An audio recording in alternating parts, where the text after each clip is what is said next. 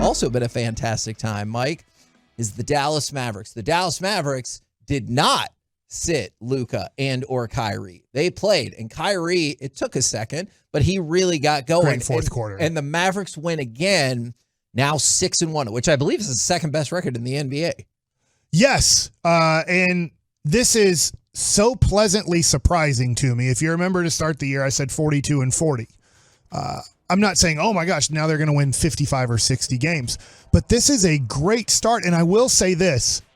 The effort from the Dallas Mavericks has been tremendous. I even thought they had good effort against Denver. Denver's just a different beast that they're not ready for yet. But I've really appreciated their energy and effort. Tell me more about that, because sometimes I think that's where people don't see the same thing or they get a little confused. When you say effort, you don't just mean, hey, we put our big players out there. What do you mean? The effort against Denver? Yeah, or just for the whole season. For the whole season, they are running the court. They're getting back on defense. There's communication. They look like they actually care about the game. Last year, man, I felt like for 50% of the games, they didn't care. It was a boring style of basketball, and I know that's off topic of effort, but it just looked like they were going through the motions. And then, later in the year when people got mad at me for this, and I had multiple people that are connected with the organization say they don't like playing with each other, and I know that, Luka talked about not having fun, and this is a challenging year and all those things. Like, there are a lot of things where that team, for the most part, was not having fun. I'll be nice in this and say they weren't having fun playing basketball on the Dallas Mavericks last year, to say that.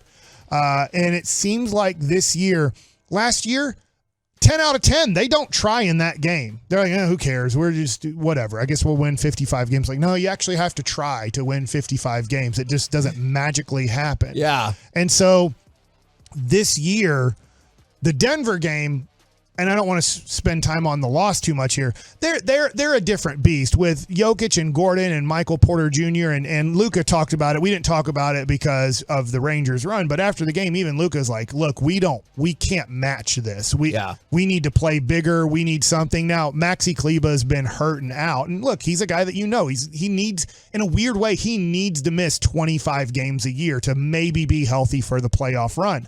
But they don't have the bodies to match up with Denver. That being said, they do have a lot of talent to match up with a lot of other teams in the NBA. That's just a mismatch situation in that scenario.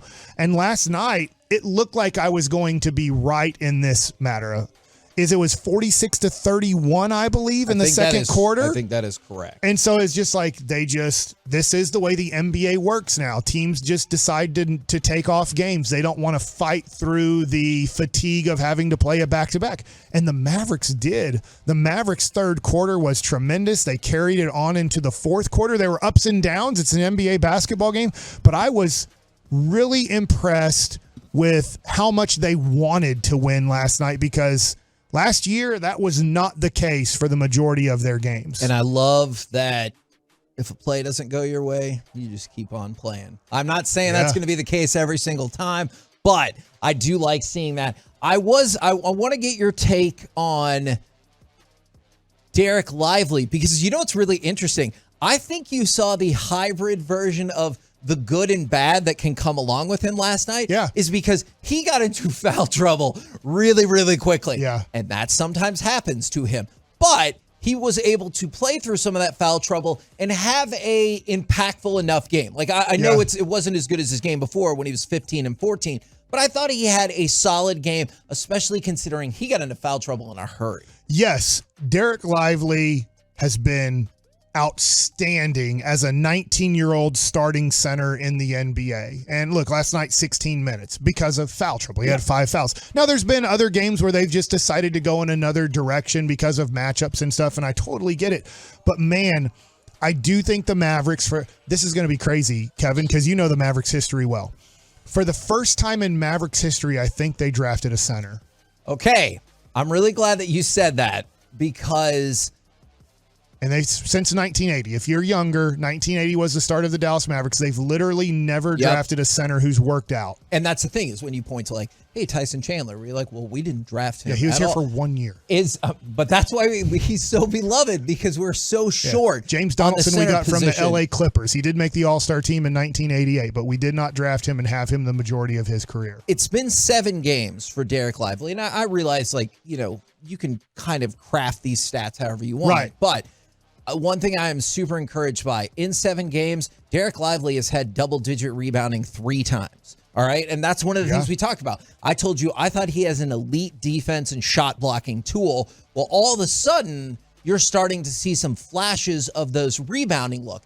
His offensive game, it's going to take a while to get where you want. But he's shown potential in that, Yes, too. he has. And I think he's showing that he can be the prototypical big for this team. Yeah. I'm not saying he would work exactly the same on every team in the NBA, but for this team, for what they need him for, I think he is looking fantastic. I am with you. Now, that being said, look, if he was the first overall pick and supposed to be a franchise changer, you'd be like, I want him to be more. But where the Mavericks drafted him, what they need him to be with Luka, and you're hoping for a decade, right? You're hoping Luka's here for another decade. Yes. You're hoping Dereck Lively's here for a decade. He does look like a really nice fit and a guy who can keep improving too, because I'm expecting him to put on 20 pounds in the next 2 to 3 years, not all in one off season, but he is going to get better. He's shown touch. His free throw is, I think he's 50% so far from the line, but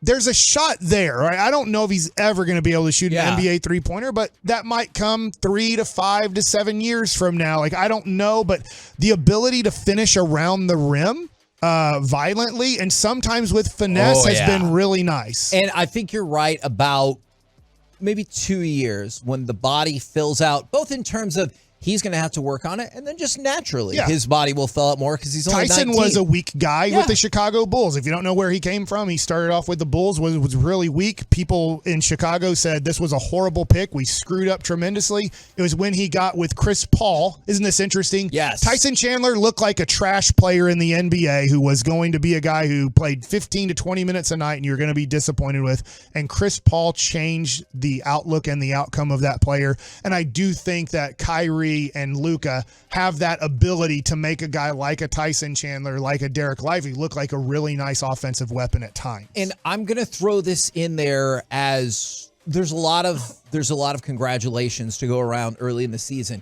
And this might sound like a minute point, but I don't think it's going to end up being.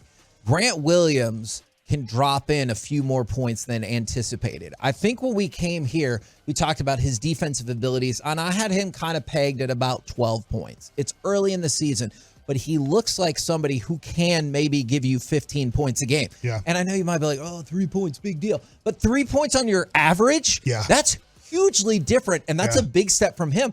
And so if he can keep the defensive ability and energy he brings and give you that extra bucket a night, let's say, that's a big deal.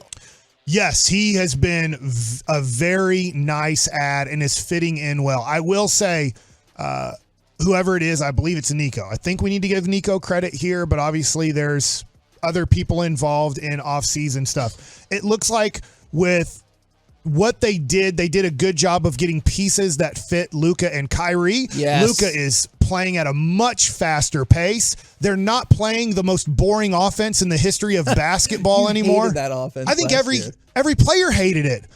You even hear from Jalen Brunson. I was like, man, I had to get used to just standing and watching. Yeah. It's not fun. It's not fun for any of the basketball players playing with Luka.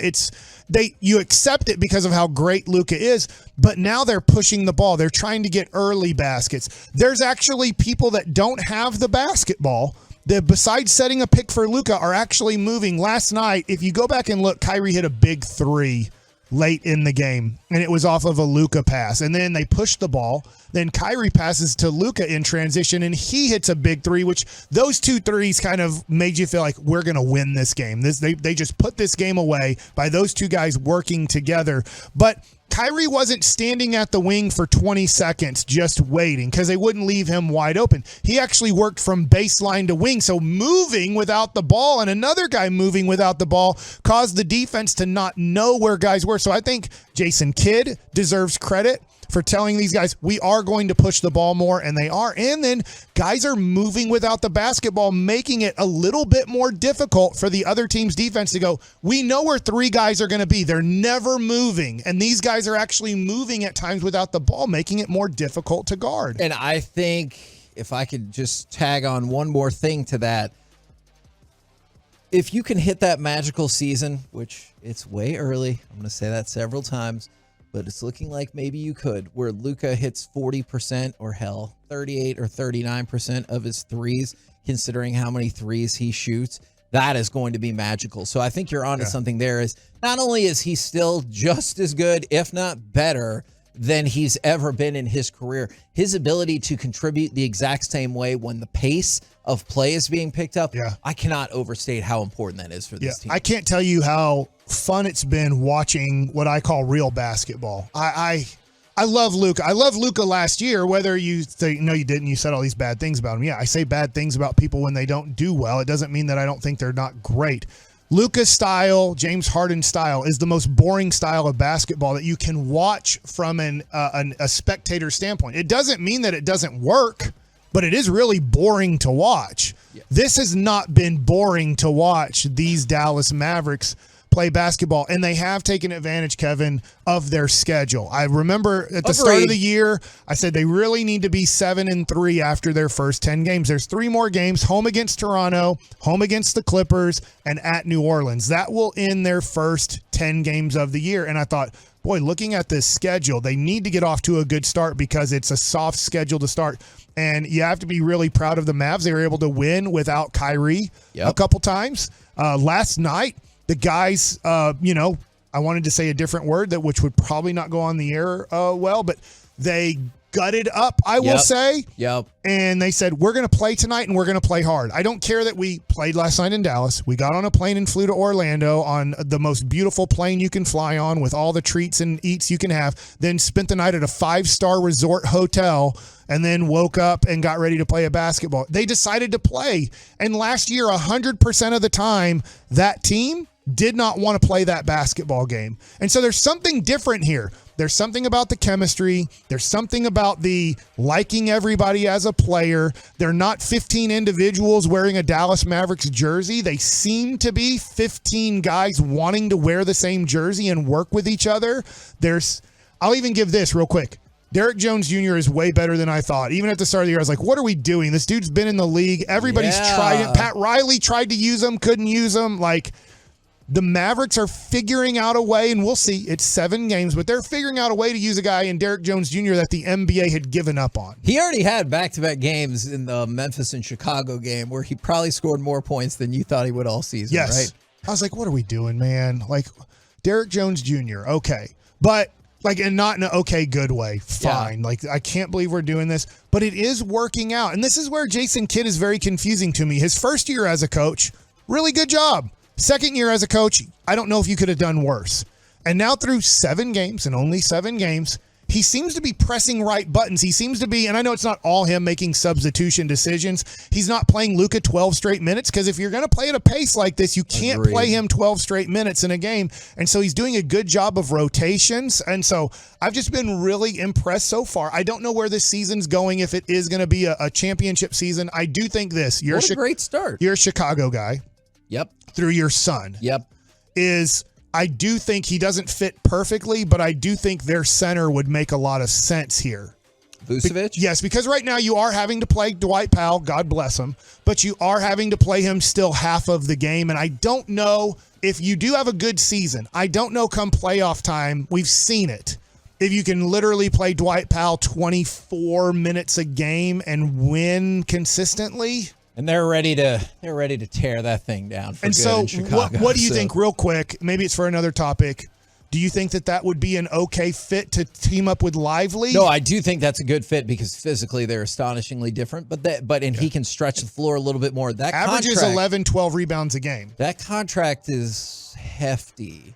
I'm going to go check on that. But I believe it's under 30 a year. But it is. It is. But I don't know if Tim Hardaway Jr., I like what Gavin Dawson's doing. Keep shooting that. Hey, Tim Hardaway Jr. is putting himself back on the market as a piece. Yes. Because in the offseason, it was a non-touchable start when the Mavericks were like, what about Tim Hardaway Jr.?